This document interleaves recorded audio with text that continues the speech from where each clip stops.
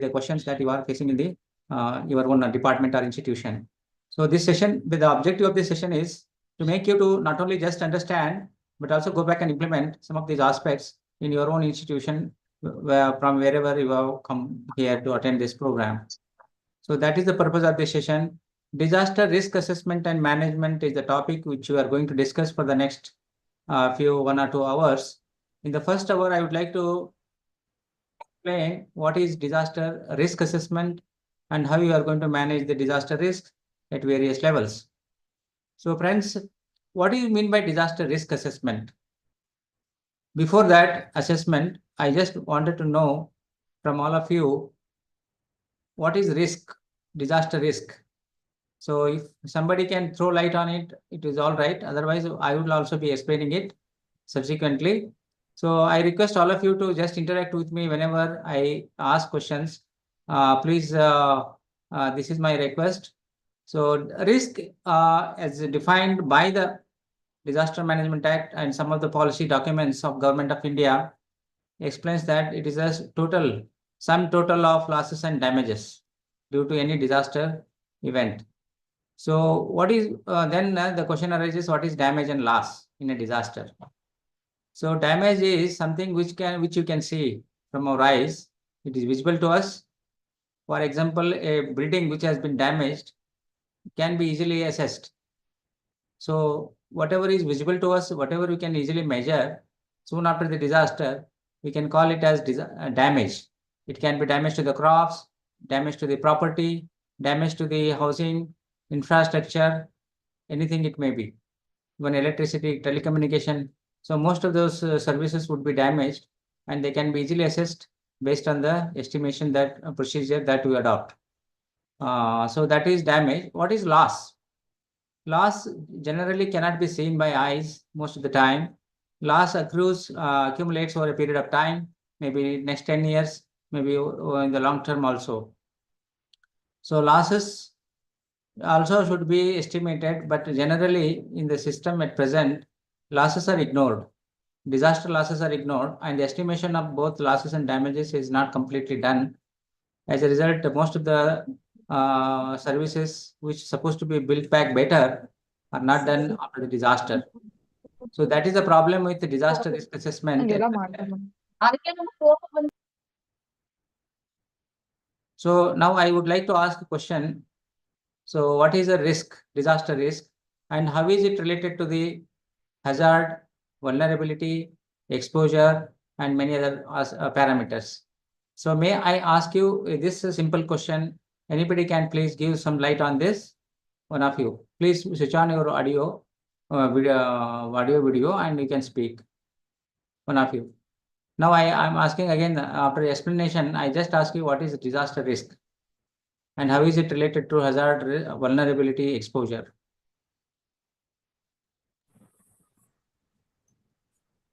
Loss of damage, life. Who is speaking? Raghavendra.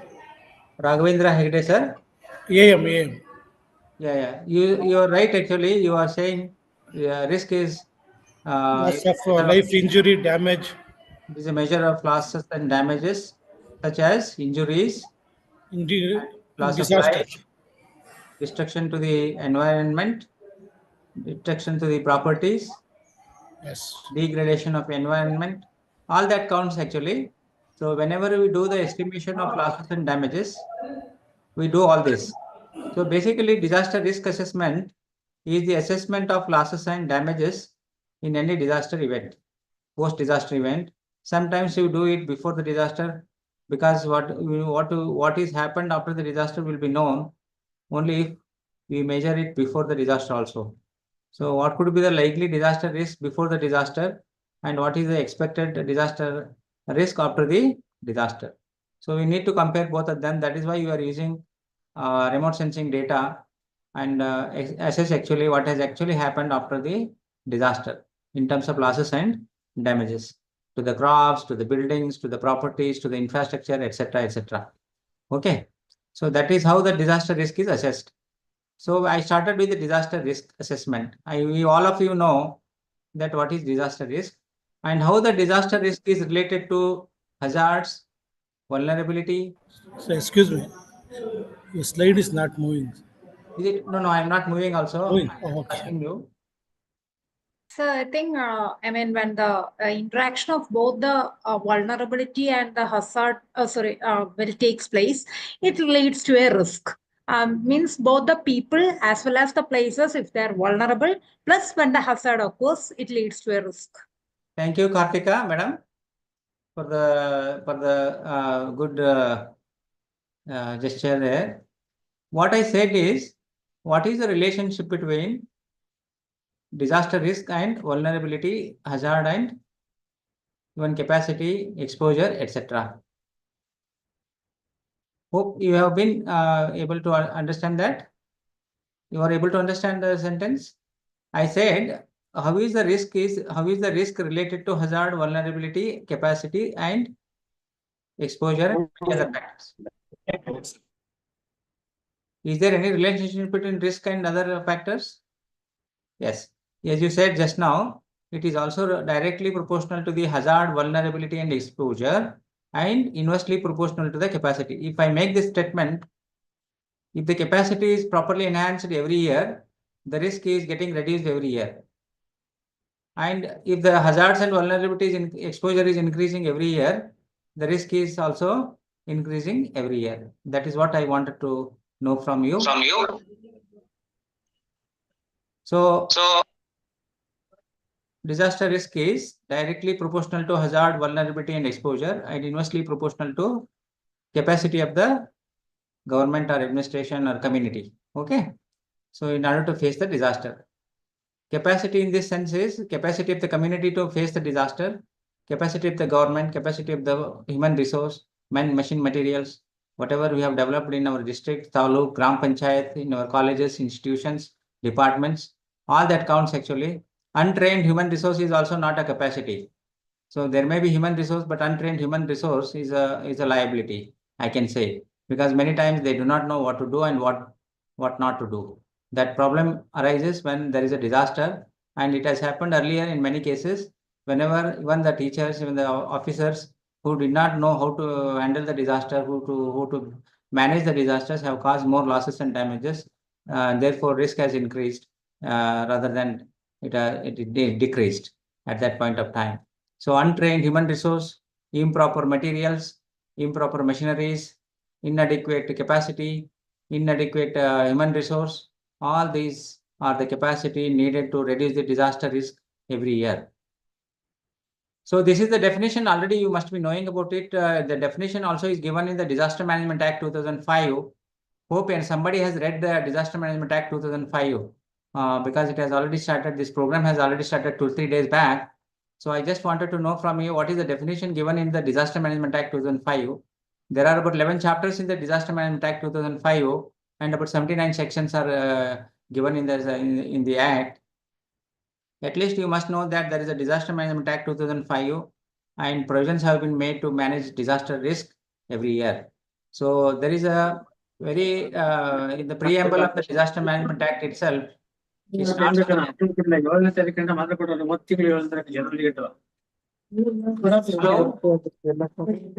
someone is making Prakash, mute ಮಾಡಿ Prakash.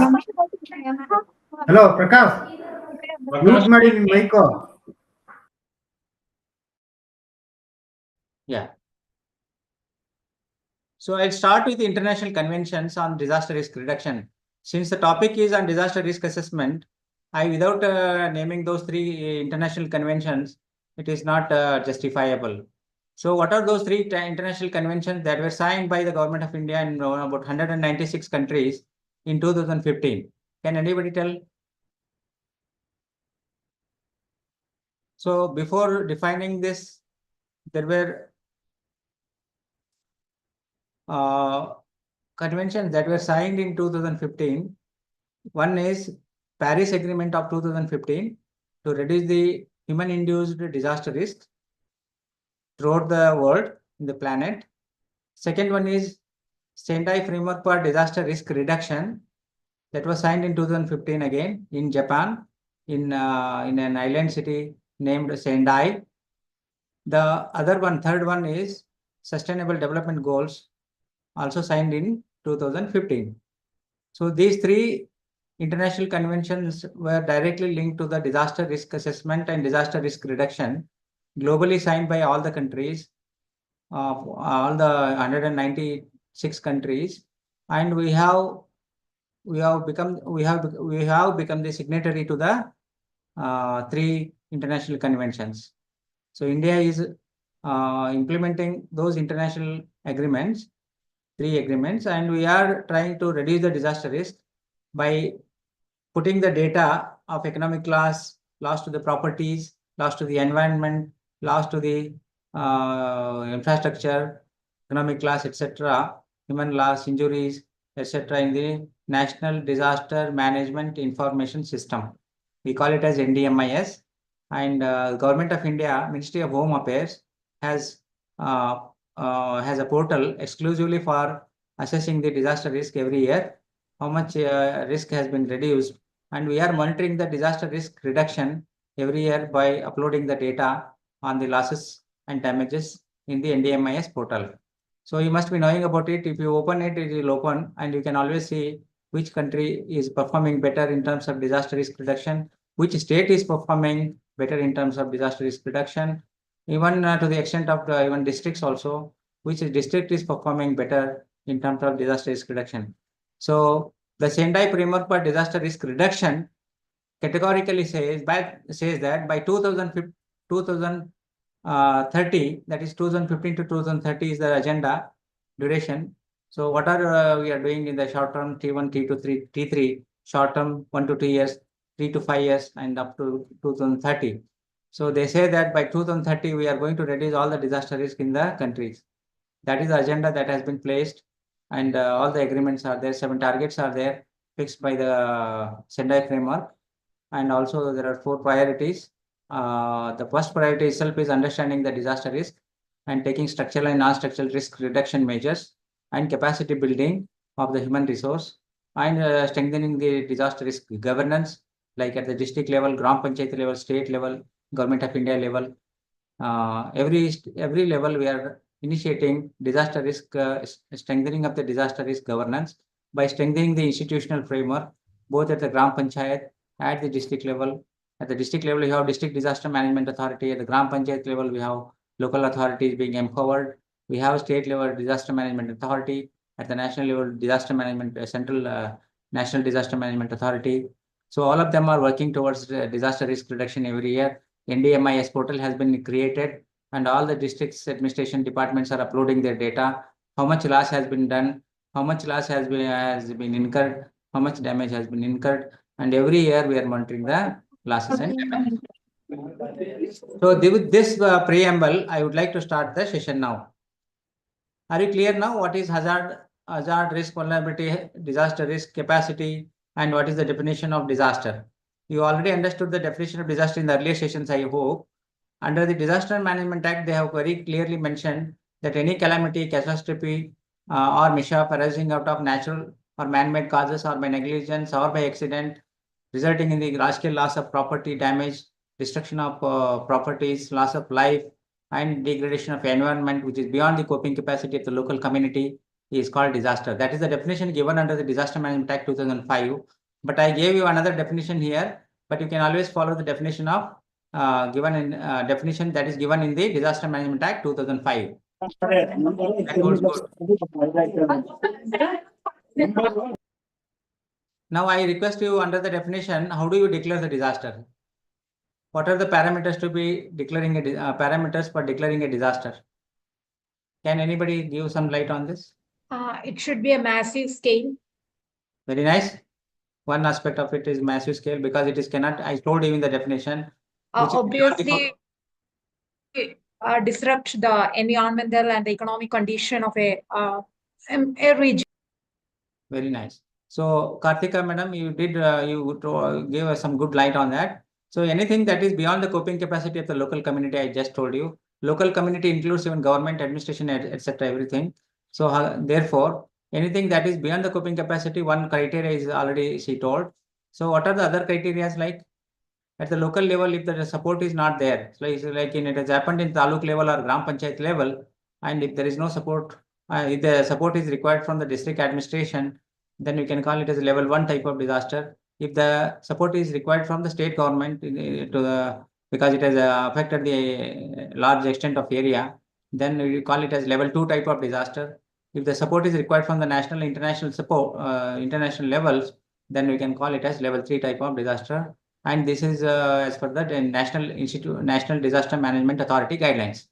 Okay, so 3 levels of disasters have been classified. I just wanted to throw, whenever there is a disaster, before declaration of a disaster, what kind of support is necessary from the different levels decides the type of disaster to be declared.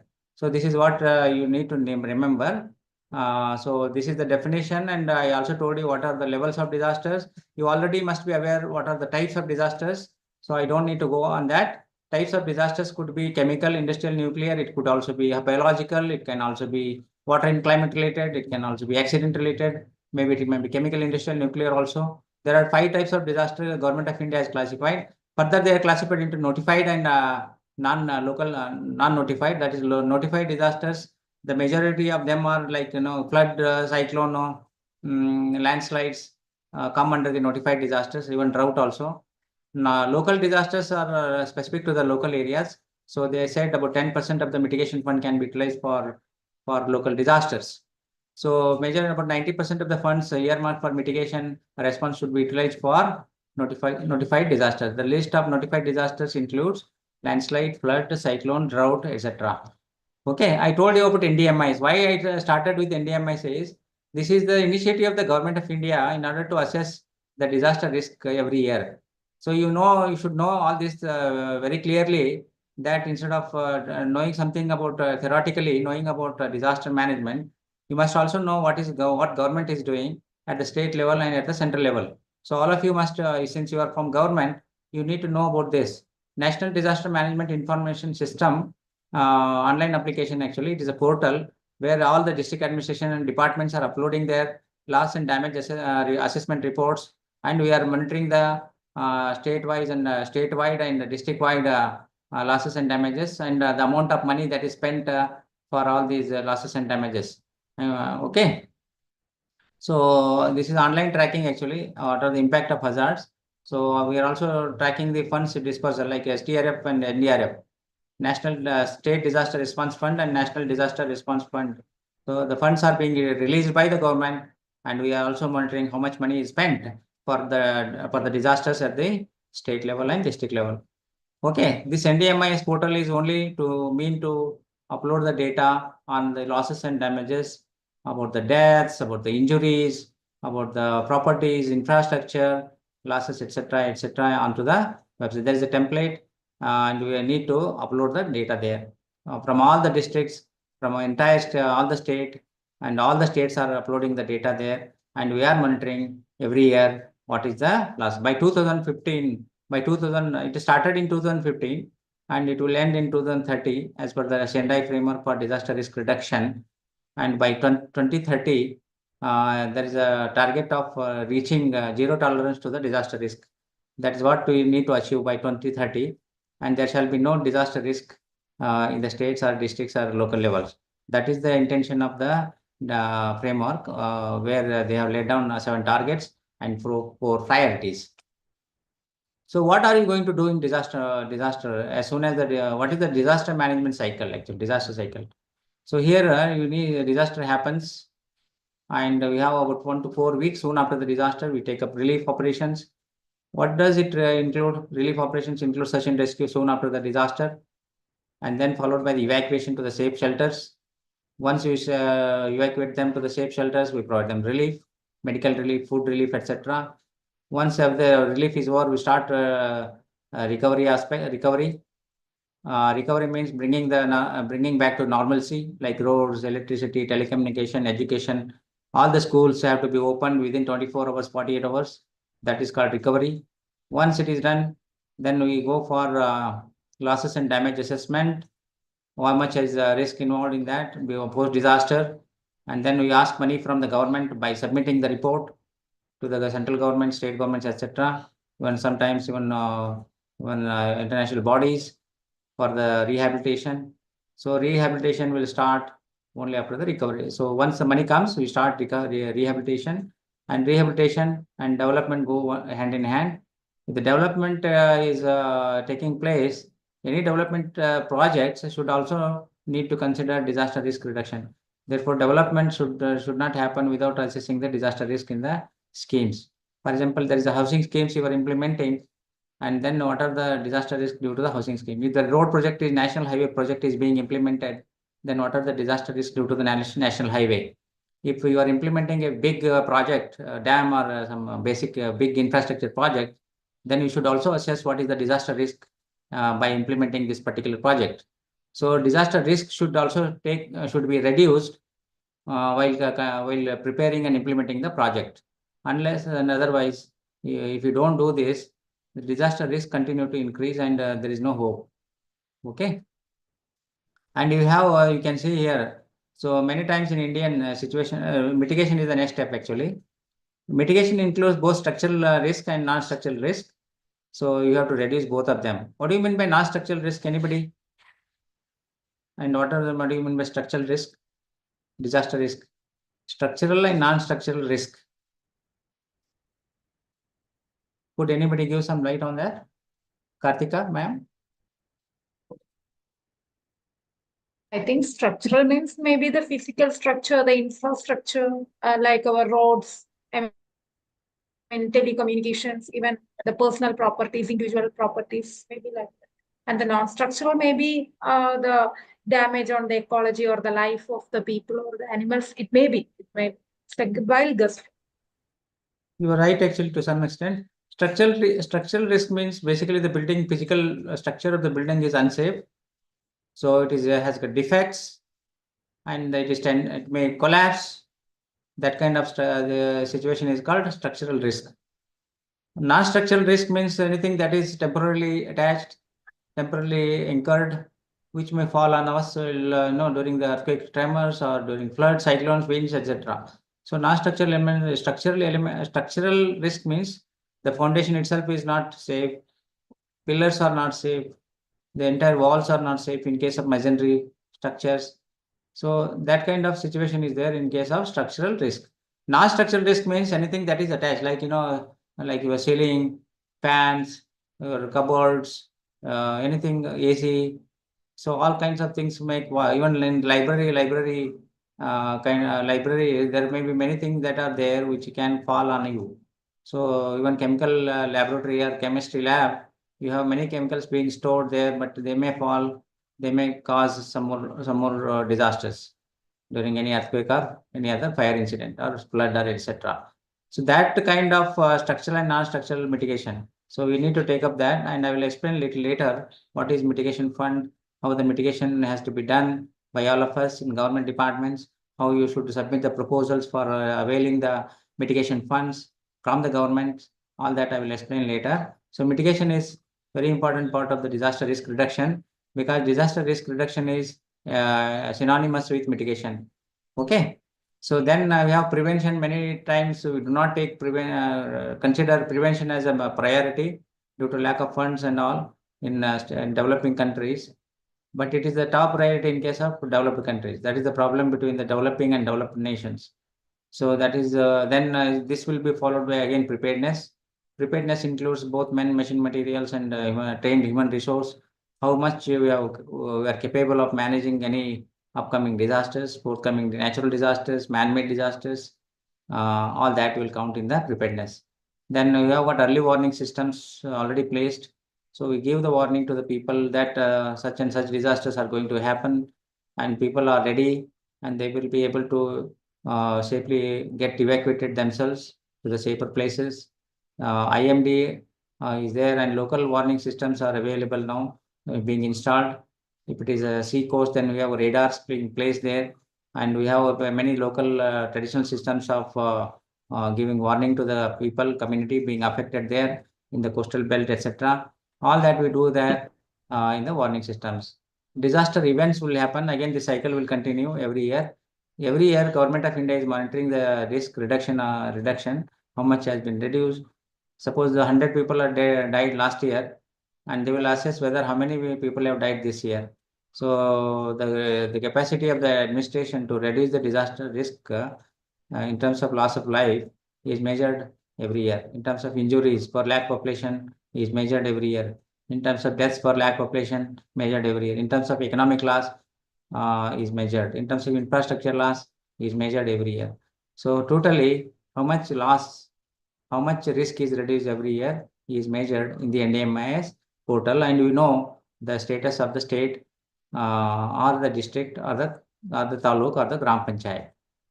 Okay, this is how the cycle is being used to manage the disaster risks. So this is actually disaster risk because session is on risk. So risk is dependent on, I told you, this risk is dependent on three exposure, vulnerability, and hazard. So this risk increases with these three elements and reduces with the capacity enhancement. So what are the different types of vulnerabilities? You must try to analyze. What are the different hazards? What is the exposure level? So if you do not know all these three things, your risk will increase every year, and suddenly something happens and we end up in the loss of life or injuries. This is what is happening around us in most of the cases. Therefore, if the risk could be in terms of social vulnerability, it could be in terms of building stock, it can also be in terms of building vulnerability. Hazard can be anything like this. Hazard means anything that poses danger to us. Maybe in your own office, something is there, some fire tragedy can happen, but we do not know there is a fire extinguisher. So then there is a hazard. Okay, if you are located on the coastal belt, you are likely to be vulnerable to cyclones, tsunamis, coastal erosion, etc. And exposure means how many people are exposed, how much area is exposed, how many cattle are exposed, how many buildings are exposed, how many people are exposed, like that. How much of land area is exposed to flood, cyclones, earthquake, and landslides, etc., etc. So in total, I think you need to know that these hazards and vulnerability and exposure are the determinants of disaster risk. So if it is a college, what could be the possible disaster risks in colleges and universities? So you must know, all of you, that in colleges and in schools, even any universities, there could be possible that terrorist activity, kidnapping, ragging, and fights, riots, fires, building collapses, accidents, health problems both for the entire community there. Stampedes can happen. So most of these, I just listed them, some of them. Even all other natural disasters are common to these colleges and universities also, like earthquake, flood, heavy rain, viral attacks, etc. So I just wanted to know from all of you, what is the preparedness level to reduce the disaster risk in the universities and colleges? Is there anything that disaster management action plan or something, preparedness or mitigation or some response mechanism by forming some committees, task forces, or teams, rapid response teams, first aid team, fire safety team, IEC team, search and rescue team, etc. in colleges, see that and train the teams in the colleges so that any disaster risk can be minimized by proper and prompt response in the university. Can anybody give some light on this? So a few maybe there in generally colleges. I think like we have anti-ragging cell to prevent the ragging. Then obviously fire extinguishers and little training will be given to this one. Then generally for the grievances and all will be having grievances redressal cell. But maybe like health problems, maybe there will be teams like NCC and all who have already been getting training. Very nice. So already some preparation has already been done in some of these colleges, but on the whole, both structural risk as well as non-structural risk. So if a university can do much better in case of non-structural risk, because they can give training to the students, they can education, one subject can be placed in any of the courses there as an optional, like, your internship or some dissertation, project works, etc., can be done in association with us also. And also, you can give some kind of conduct some competitions like essay competition on disasters, different disasters. Street plays can be done by you. You can also do some educational tools like pamphlets, do's and don'ts, checklist. All that can be prepared by you and it can be distributed across. You can also prepare, kind of flow charts and also some drawing competitions, essay competitions. All that can be done by the universities. So you can also do that in your departments. So that would help many of the students know what are the disaster risks in beforehand and what could be done after, during and after the disaster. So do's and don'ts, standard operating procedures, they will be able to use by doing mock drills also. So mock drills should be one of the important steps that you should start. Fire safety mock drill, earthquake safety mock drill, flood safety mock drill, bomb threat mock drills, all kinds of mock drills you can plan in the year so that students and teaching community are aware of the disaster risk reduction every year. So disaster risk means what basically? It is basically an impact, impact, losses and damages. There can be physical impacts like deaths, injuries, disabilities. Educational impacts could also be there soon after the disaster. They can students will lose their documents most of the time, marks card, etc. That is also there. So we have seen in recent flooding in Patadakal, Ayole, North Karnataka, and across the country also during flood, many students have lost their important documents. So due to the flooding, so that will have impact on the education also. Dropouts will be there. So all these kinds of things will be there. Economic impact could be, the lot of incurring huge expenditure on the rehabilitation. So some industries will be damaged. Some employers will, remove their employees because of the disasters. They won't get until coming to the normalcy. Until the industry comes back to its normalcy, they continue to lose their jobs. So that kind of economic impact is also there, and there is a backward and forward linkages also to the disasters. So disaster losses will continue for a long time. Physical, psychosocial impacts are also there. So many people, parents particularly who have lost their kith and kin, or the children who have lost their parents, and the aged persons, they continue to suffer in trauma due to the loss of their life, their relatives' life, etc. Psychosocial impact is much more than other impacts, because I have seen in Latur and other disasters, when I was working there in Delhi, we have been deputed there in Latur.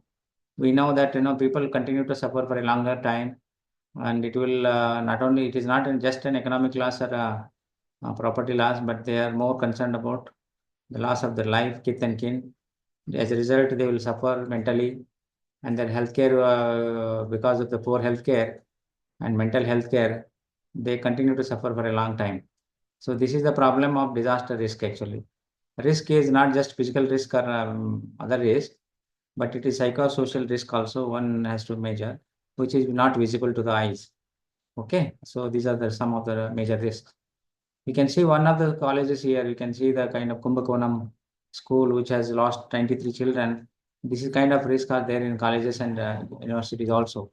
So about 93 children were tired to death because children were allowed to sit in the class. So without the instruction from the teachers, class teacher, they will not move out of the class. So when there was a fire, all students were sitting in the class without movement.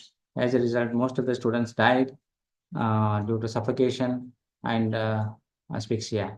So this has happened because they did not have any do's and they did not have any disaster management plan in place. They didn't know do's and don'ts, how to escape during the disasters like a fire or flood or earthquake. So this has happened in Kumbakonam in 2014. So this tells us that there is a huge disaster risk even in universities, colleges, department, institutions, even in factories, everywhere. So we need to be aware of all these disasters and these hazards. So I just want to give one more case study on building, one of the building collapses in Ballari in Karnataka state. It happened in 2010 at 6:30 a.m. morning. So what happened was, the reason being that about tons of loads of steel and cement and other materials were stored in the under construction building in first floor. So as a result, the heavy load and also the extra constructions over and above the permission, that has led to the collapse of the building. It was like a pancake collapse. This NDRF was called. This is NDRF helicopter which has come there, Indian Air Force helicopter, and we have Army and NDRF personnel working there in the building site soon after the disaster. This is how the building had collapsed, like pancake collapse. And just see how the people might have been trapped inside the building. So, and post-disaster, this is a risk, disaster risk. So amputations and all the problems, head injuries, spinal injuries, people are severely injured. Even sometimes they will be mentally retarded due to the brain injuries. All these have happened in this particular case studies. So what are the reasons for collapse of the building? No permission for fifth floor. Building was built on a marshy land. Poor planning of the building, lack of approach roads on the rear and plan, poor construction materials, uneven storing of ground and first floor with 40 tons of cement and 42 tons of granite slabs. You can see how the people are ignorant about the building is just under construction building, and they have stored so much of load there in the ground and first floor. So this has led to the these reasons have led to the collapse of the building, and NDRF was called in, and they could able to manage it properly. Operations were done for about 9 days, and even on the 9th day also, some people were alive inside the debris, and they dogs also, so they were removed alive.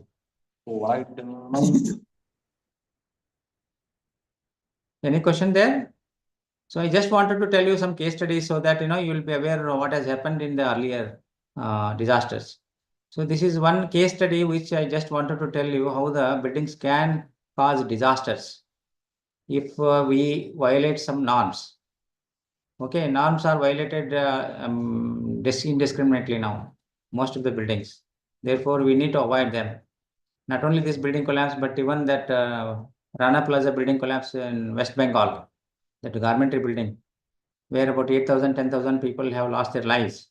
So that was also due to the ignorance, negligence of the owners and municipalities there.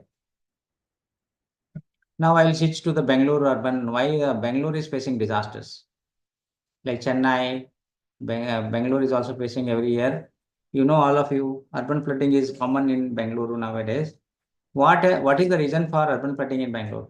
In 1981, you can see what was the population here, 2.91. Then now it is to 12.76 million. So from 2.91 million to 12.76 million now in 2021. So one is that the population is growing very fast in Bangalore city at the rate almost more than I think 50% of the people will be migrating to urban areas in the next coming decade. So we all know that urban areas are growing very fast. Bangalore is also growing very fast here. So why I am showing this is in 1973, the green cover was about 68.2%. Subsequently, you can see in 92, 99, 2002, and 2008 up to 2020. By 2020, you can see the green cover is only about 2.96% as per the records taken from the remote sensing. So built up area is 93%. So what does it indicate? We are increasing the built up area and reducing the green cover. So this development is leading to frequent flooding in Bangalore. One thing. Second thing is green cover is getting reduced, and maybe I think heat islands may develop now in the days to come. Heat islands means the heat concentration in particular areas where there is no green cover.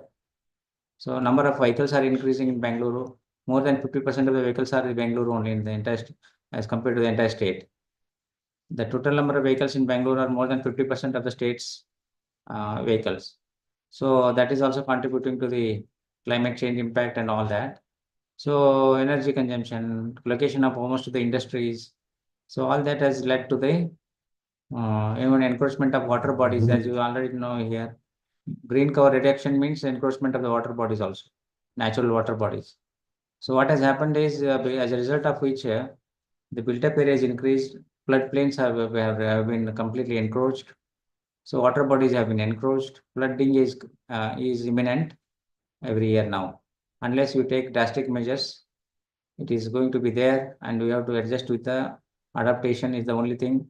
We need to adjust to the urban flooding in cities like Bangalore or Chennai or Kolkata or any other city.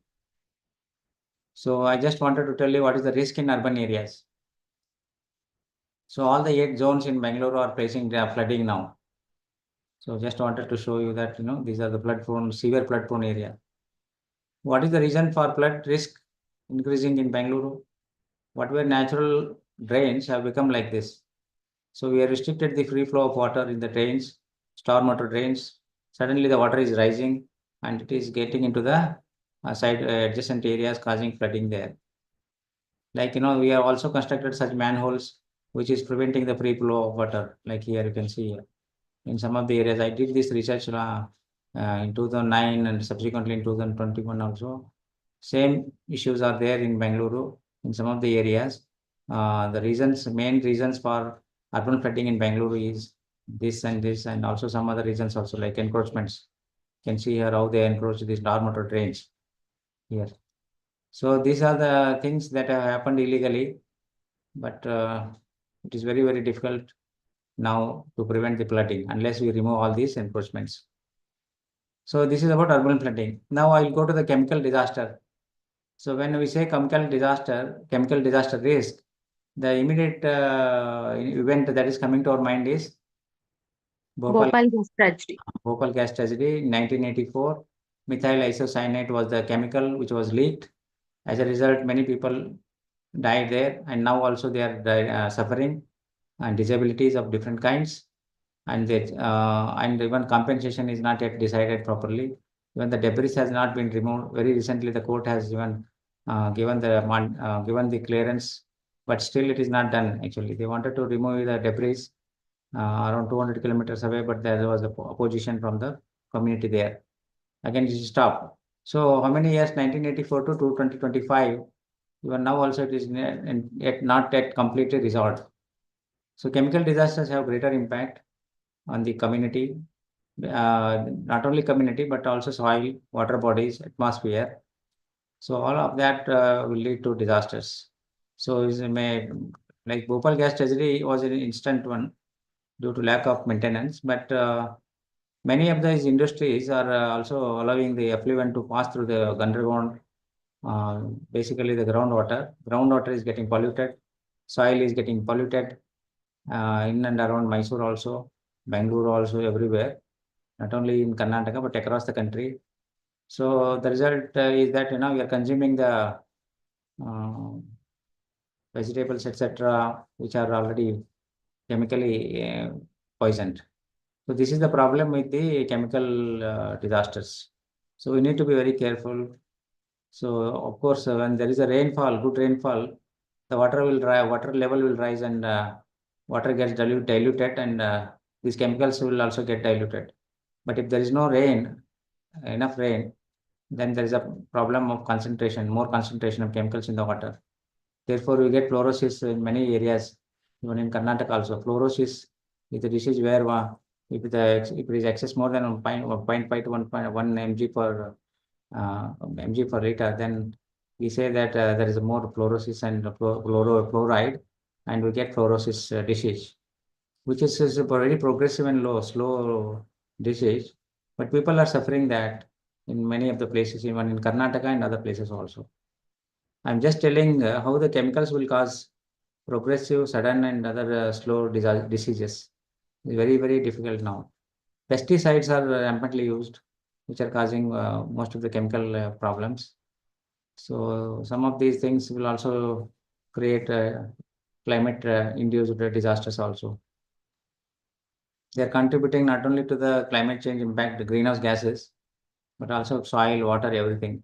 So this is the problem with the chemical disasters. So I just told you there is a fund available for reducing the disaster risk. What is that fund available in Government of India? We call it as National Disaster Response Risk Mitigation Fund, NDRMF. Under the 15th Finance Commission in 2021 to 26, from 2021 to 26, there is a fund which is given under that STRMF, NDRMF. STRMF means State Disaster Risk Management Fund. Under the 15th Finance Commission, we have 1,60,153 crore rupees earmarked in the earmark, and every state is getting that fund. STRMF means State Disaster Risk Management Fund. It is given to the state governments, every state, at the ratio of 80% from the center, 80% under the for the STRF, and 20% to the STMF. STRF means State Disaster Risk Fund, Response Fund. STMF is State Disaster Mitigation Fund. There are two types of funds. One is Response Fund, another is Mitigation Fund. So Response Fund is 80% and the Mitigation Fund is 20%. How much fund is earmarked? 1,60,153 crore. So every year we are getting fund actually from the central government under this fund. So now I am telling you about NDRMF. What do you mean by NDRMF? I have told about SDRMF and now NDRMF. NDRMF is National Disaster Risk Management Fund. So again, it is again 80% and 20% divided for both response and mitigation. About 68,463 crore is given. NDRMF fund is exclusively from the central government. STRMF fund is contributory actually. 75% contribution from the state, from the center, and 25% from the state. So there is 100% from the center, NDRMF. Okay. So this is how the funds are being given by the Government of India for managing the disasters in India by the states. So if you say, where is the fund for disaster risk reduction, sir? You are talking about disaster risk assessment and all that. Is there any fund available for reducing the disaster risk? Yes, there is a fund available for reducing the disaster risk. You must know, all of you, that there is a fund, ample fund available under the STMF and STRMF, NDMF and NDRMF, NDMF and NDRF also, both central and state mitigation funds. So you have to prepare project proposals and send it to the government disaster management departments in the state, in Karnataka, and it is NDMF means Ministry of Home Affairs. Okay, that is how the funds are being given to the state governments, and even the departments can also avail this fund. Suppose education department can avail this fund for retrofitting, for non-structural and structural risk mitigation also. So only thing is they have to prepare proposals and submit it to the government. So this, what is the STRMF breakup actually? Suppose the allocation is to the state of Karnataka is about 1,054 crore. Union share is 75%, state share is 25%. So state disaster risk response mitigation fund is 80% and the mitigation fund is 20%. Further, it is divided into response and relief, recovery and reconstruction, preparedness and capacity building, about 10%. This fund can be availed by all of you because this fund is capacity building and preparedness. So you can go for this fund for training, education, all that you can avail this under this fund, maybe 2 crores, 5 crores, 1 crore like that. So educational institutions, departments can avail this fund. So for IEC component, for mock drills, for building the capacities in terms of both training and non-training activities. So that could also be done here. So you can avail this fund, any other department, okay? So why there is a mitigation needed? Why do you take up mitigation? As I just told you, international conventions are there. Government of India has agreed to the conventions, and we have a Prime Minister 10-point agenda also, where disaster risk reduction is the major condition that has been laid. So here under this need for mitigation measures. What is the need in order to reduce the disaster risk every year? Under the Sendai framework, there are 7 targets and 4 priorities. What are those 4 priorities? I already told you 7 targets just now. What are those 4 priorities? four priorities are understanding the disaster risk. What do you mean by understanding the disaster risk? If we do not know what are the hazards, how much is the vulnerability, how much is the risk, then you do not know what is the disaster risk there. So you are already covered by the, you are already going to be affected by the disaster. If you do not understand the disaster risk, it may be sudden, it may be progressive, but you do not know when it is going to become a disaster. There is a hazard around you, it may convert itself into a disaster. By then, you will end up in risk only. So nobody will be there immediately within few minutes to rescue you. So even if you come and rescue after 1 hour or 2 hours, you already really injured and loss of life, everything might have already happened. So we need to understand what is the disaster risk in and around our office, in and around our institution, around our department, within our jurisdiction, within the community, etc., etc. If you don't know this, you are already surrounded by different hazards and risk. Then strengthening disaster risk governance is one more important thing. Therefore, Government of Karnataka, Government of India are promoting the strengthening of institutional framework, institutional mechanism at the Gram Panchayat level, all the local authorities like municipalities and all Panchayat Raj institutions. We are also, the government has recently amended the act also to improve, to strengthen the disaster risk governance by forming Urban Disaster Management Authority, that is city disaster management authorities separately, along with the district disaster management authorities. So that is part of the strengthening disaster risk governance by the Government of India. So they amended the act also. The bill has been placed very recently last week and is going to be approved also. It becomes an act now. Investing in disaster risk reduction for resilience. So we need to invest in disaster risk reduction. What do you mean by disaster risk reduction investment? It is basically structural risk reduction and non-structural risk reduction. If there is a dam, if there is a small hole, it can sink the entire, it can lead to damage, collapse. So that needs to be arrested immediately. If there is a canal which is breaching every year, causing flooding, it needs to be retrofitted immediately. If there is a building, schools, colleges, etc., hospitals, if they are having some structural problems, they need to be arrested by retrofitting, repair, renewal, etc. So this is what you need to invest every year. See that, trained human resource and also the important measures for structural and non-structural mitigation will play a major role in this particular this third one. Okay, priority. And building back better. What do you mean by build back better? For example, Gujarat earthquake, soon after the Gujarat earthquake in 2001, it was completely dilapidated. Surat, Surat, there was a plague, and after the Surat plague, it was brought back to normalcy. So in these both the cases, and in many other disasters also, the situation before and after the disaster was very impressive, and it was done very well. Post-disaster rehabilitation was better than the situation before the disaster. Cities were very well built, very well planned, and they were resilient, so that they attract more investment in infrastructure.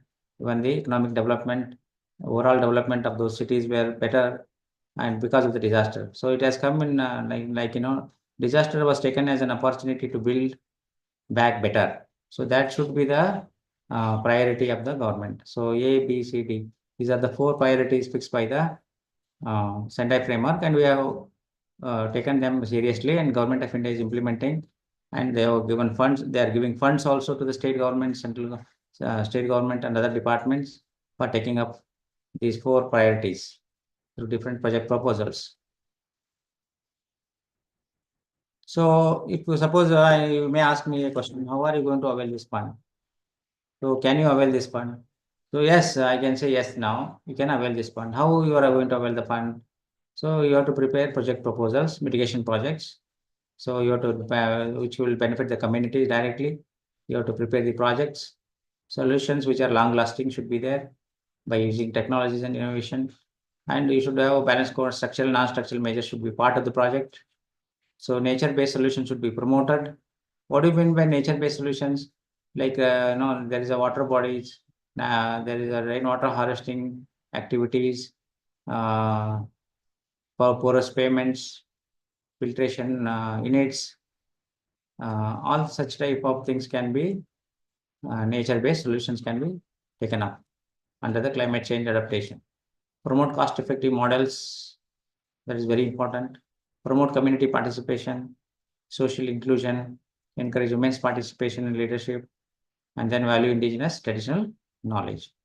So these are the guiding principles for preparing the projects. Suppose within the university campus, suppose you want to develop some kind of water body rejuvenation or a nature-based solution that can be promoted under these under this project, mitigation project. So there is a flood always happening in your university, in your department, in the inside the campus. You can always prepare a very good project, finding a long-lasting solution to the long-standing problem. Then there is a possibility of getting the funds. Okay. So even Gram Panchayat, district administration, departments can avail this fund by submitting the project proposals. So there is a project wing there in the department. They will scrutinize the feasibility reports and then prepare detailed project reports and then give the funds if the project is eligible. You can prepare for flooding also, for cyclones, for landslides, even for building collapses, any other disaster that are there local specific. You can prepare project proposals. Any questions in this stage? No, I'm talking about disaster risk reduction, how you can reduce the disaster risk reduction. Just merely knowing knowledge will not help you. Harry, if you prepare a project, you need to know something at least to whether this project is going to help your department. By preparing a project proposal means 1 or 2 pages. Just write the feasibility. If this project, there is a problem here every year, and we wanted to solve this problem by implementing such and such project. That's all. So there is a long-lasting problem, and you are finding long-standing solution. Long-standing problem, long-lasting solution. So that could be the approach while preparing the projects. So if anybody is interested, you can always go for it because you are all experts. You would be able to do this type of work. Actually, you should do such type of expert work so that the departments and everybody will get the help from you as a consultant. So not necessarily that you are teaching something and forgetting that. Okay. So get involved yourself as part of the project teams. Prepare some project proposals, feasibility reports, help the governments, departments to prepare such type of proposals because we consider universities departments are experts. So how are you going to prepare the proposal DPRs then? Detailed project reports. First is the risk assessment like hazard, risk, vulnerability, etc. And you prepare some maps also, vulnerability maps. Then you have to see the kind of regulatory framework, environmental framework, what is there in that particular department, stakeholders' capacities, what are the activities planned in the project, what the outputs you are going to get, what is the cost benefit analysis. If you are spending 2 crore rupees, what is the benefit out of that?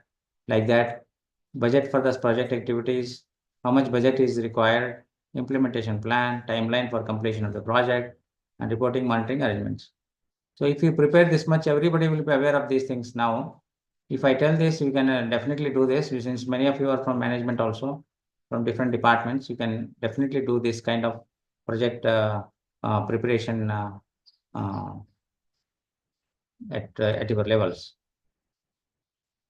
If I tell you something like, flood and urban flooding, if you want to prepare some project, how are you going to do?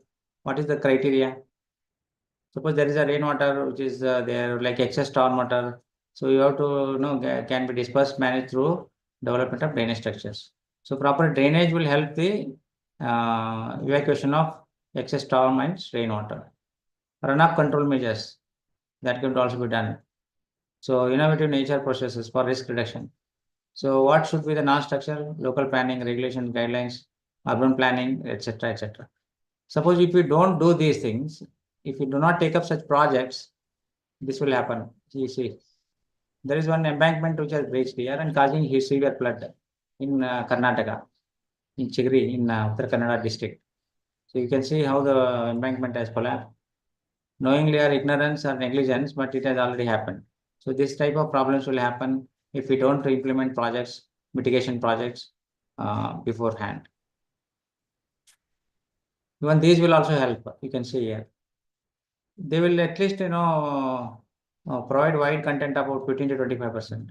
So the rainwater before runoff, it will actually percolate to the ground up to 15 to 25% if you provide such type of payment, interlocking payment. So this universities generally do this. Even others are also doing now. So they can start such type of payments in the campuses. In Hubli Dharwad, in one of this was completely dried up actually. This was a lake actually, natural lake. So that was completely dried up and it was rejuvenated back by the Hubli City Corporation. See how it is now. It is promoted. It is not only just rejuvenated, but also tourism is promoted in and around this now. So these type of things, earlier there was a flood actually here. Now the water is being stored in this after rejuvenation. So it not only rejuvenated, tourism is also promoted, and also nature-based solution. The entire climate is so beautiful here. So such type of interventions funded under the mitigation projects. You see, if you don't take such type of, this is again breached here. So before breaching itself, you must take mitigation. Okay. So this might have caused a lot of flooding around there. Entire crop was damaged. So this is the mitigation. See how they have taken up now. They have taken up check dams, the embankments, reconstruction of embankments, check dams, etc. So that flood is controlled next time. So this is how the initiatives have been taken up here. So if it is earthquake prone area, what will you do? Landslide and earthquake prone area. So what kind of projects you can take up in earthquake prone areas? So protecting the existing infrastructure is very important, buildings and others. So under the NAS structure, you can take building bylaws, regulatory framework, resilient infrastructure. So all these things can be done, even education and awareness.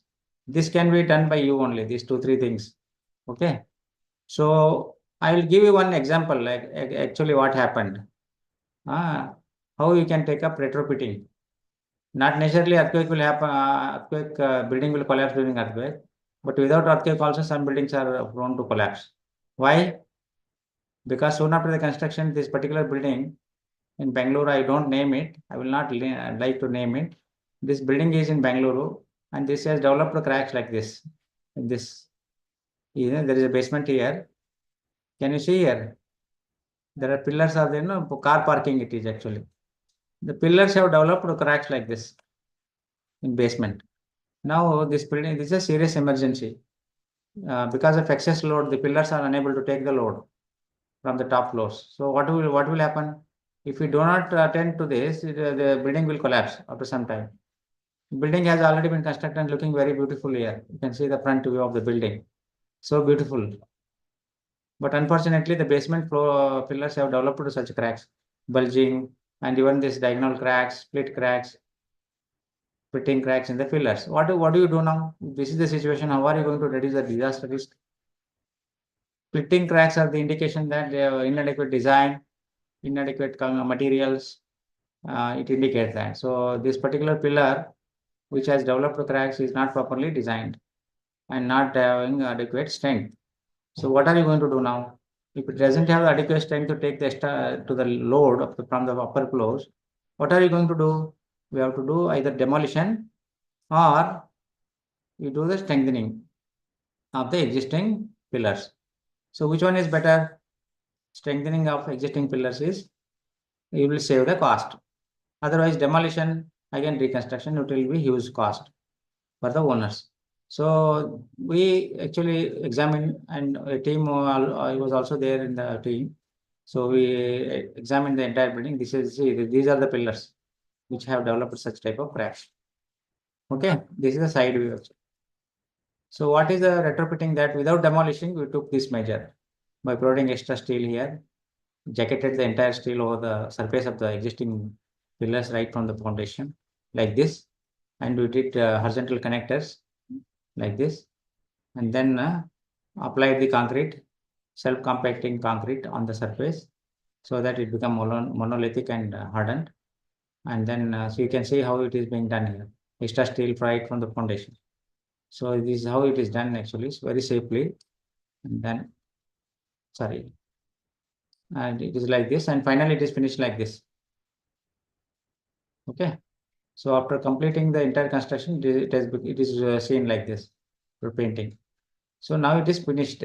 All columns which had developed cracks were done like this. Even after 3 years, we checked it, monitored it, and there was no further cracks, and it is done.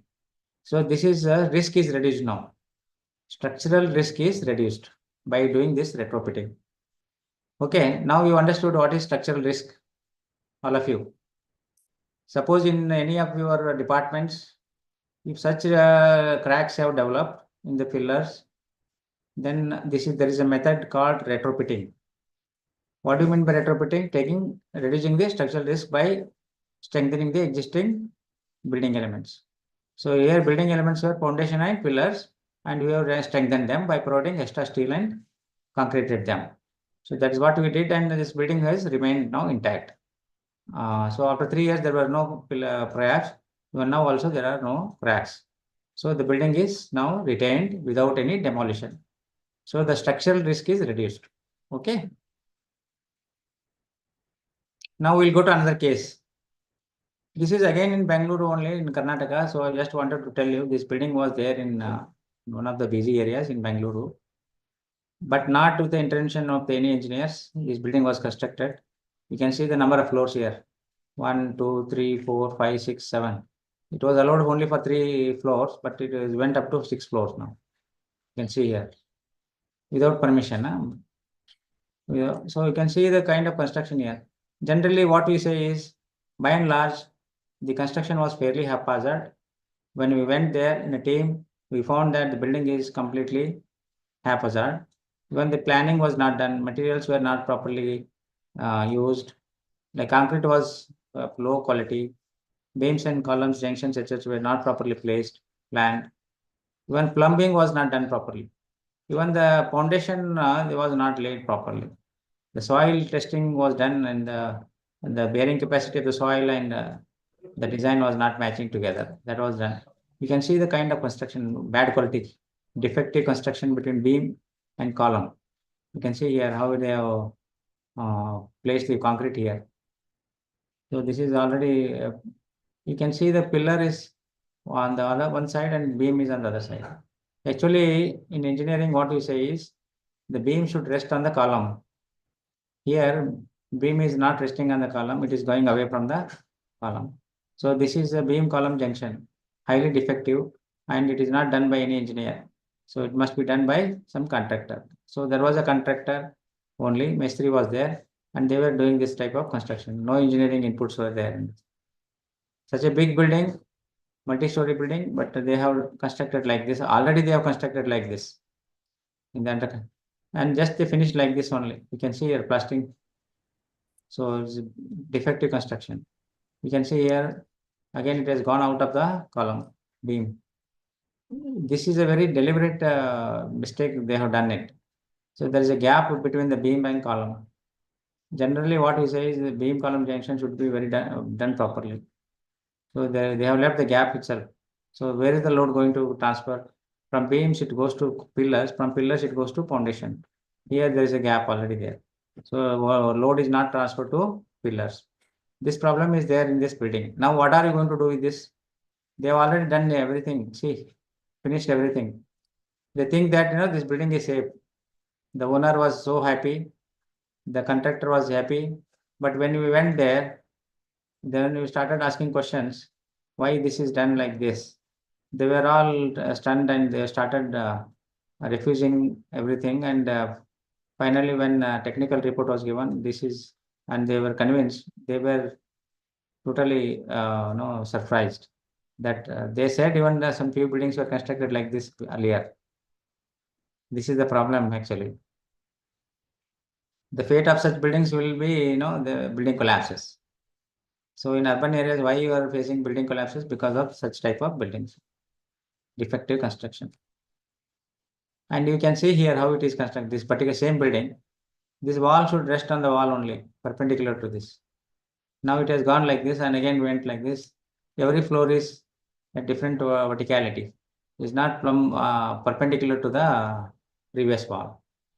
That means completely this building has violated the building norms and quality parameters. So what do you do in this such building? Do you think there is a structural risk in this building? Anybody?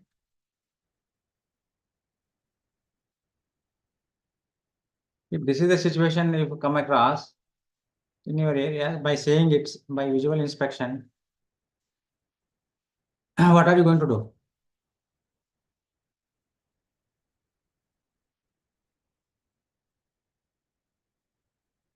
We need to demolish this building actually. As a team, we all decided to recommend demolition of this building. It was already constructed, spending crores of monies, but it cannot be retained. So we're testing the strength also here. Team went there to test the strength. Strength was much below the expected norms. Below the expected norms. Your steel is seen right without any cover. So very poor construction. You can see here, already corroded. So this is the situation actually. So I'm saying mitigation projects can also be taken up like this. So if it is a building, how you can mitigate this structural risk? This cannot be strengthened actually. They wanted to retain this building, but it cannot be done like earlier building. Earlier building was good actually, except on few columns, but this entire building, all floors were defective. Right from the foundation to the top floor. All were defective construction, therefore it has been recommended for demolition. Are you clear now? Are you clear? Anybody? Yes, sir. Yeah. Yes, yes. Yes. Please remember, if there is anything like this, our life itself is in danger. Actually, there was already a building here. It may collapse on this also. There was a hostel adjacent to this. It will collapse on the hostel also. Hundreds of students were there in the hostel. They were forcing us to retain this building, but it can't be retained. So it is recommended for demolition.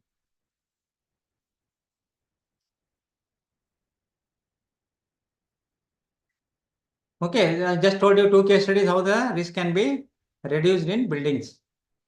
So if it is a drought, how are you going to reduce the disaster risk by mitigation? Anybody?